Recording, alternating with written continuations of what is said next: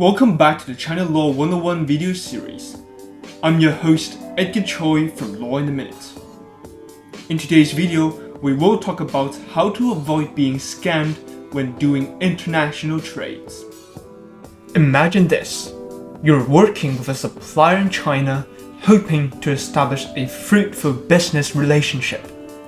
But suddenly, you find yourself deceived and facing significant losses. It's a scenario none of us want to experience. Let's delve into the most common types of fraud perpetrated by suppliers in China. First, we have the issue of poor quality of wrong goods. Some suppliers send you substandard products that fail to meet your quality standards or don't match the samples provided. It's disheartening to discover that not all manufacturers in China can deliver on their promises. Another prevalent problem is counterfeit goods. The selling of counterfeit products is a global issue, with a significant portion originating from China. The countries first to file intellectual property laws contribute to this problem. Trademarks are awarded to those who apply first, rather than the original owner. This encourages unscrupulous manufacturers to produce and sell goods in violations of copyrights. There's also the Vanishing Act. Some suppliers, after receiving a deposit or fee for samples, suddenly cut off communication and disappear. It's a frustrating situation, leaving you empty-handed and questioning their integrity. Sudden price increases pose another challenge. Suppliers might arbitrarily raise the product price after you've just sent them a deposit. Or they might just increase the price for subsequent orders without any reason, such as an increase in production or raw material costs.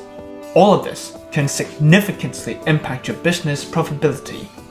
Fake companies are yet another concern. These suppliers falsely claim to be legitimate businesses, going to great lengths to appear genuine with registered addresses and professional websites. Such scams can extend beyond suppliers to freight forwarders, quality inspection firms, and even trademark agents. We must also be wary of the paper tiger syndrome. These are suppliers who fraudulently claim to be industry leaders in their respective fields but fail to deliver on their promises. It's crucial to validate their claims and ensure their capabilities match their assertions. Moreover, we have instances where suppliers request payments to new bank accounts or different recipients, which raises red flags. Late delivery is yet another setback that can disrupt your operations and customer satisfaction. Transparency scams occur when suppliers subcontract your order or alter components without your knowledge or approval, compromising the integrity of your products. Now that we understand these types of scams, let's focus on how to avoid falling victim to them. Prevention is key, as the chances of recovering losses from fraudulent suppliers are rare. Here are 3 steps to protect yourself. First, watch out for warning signs. If a supplier refuses to provide necessary documents or rushes you into closing a deal, exercise caution. Be wary of inconsistent communication or changes in payment details. These are indications that something may be amiss. Secondly, verify, and verify again. Conduct thorough due diligence when selecting a supplier through a lawyer. Request their business license and cross-check the information with local government offices. Verify their contact details and check for consistency across multiple platforms. Physical audits of factories can also help confirm their legitimacy. Don't hesitate to ask for references and customer reviews to gain further insights into the reputation. Lastly, draw up a foolproof contract. Put all your requirements in writing, ensuring clarity and specificity. Include details such as product specifications, quality standards, delivery dates, and payment terms.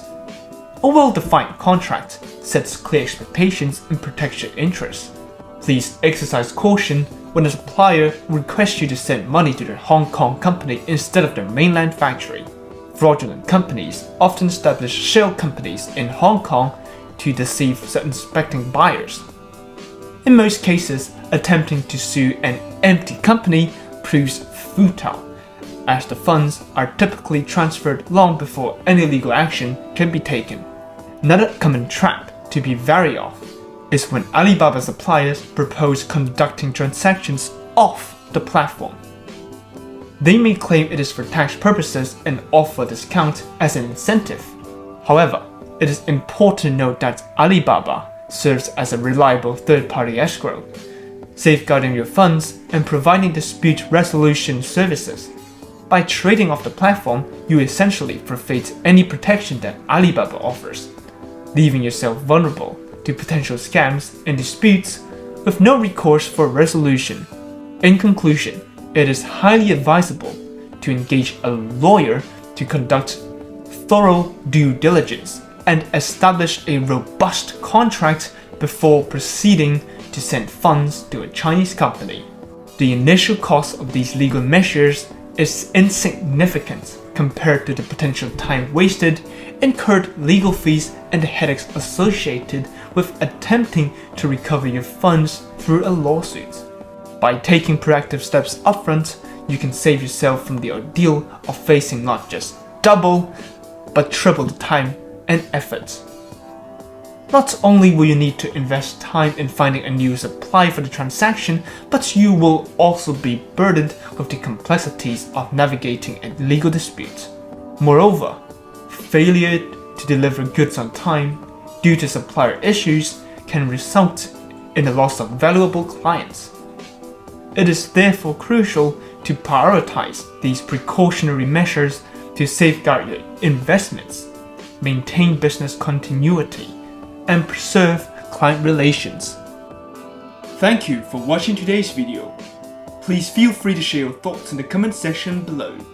Stay tuned for our next episode, where we will talk about whether you can sue for emotional distress.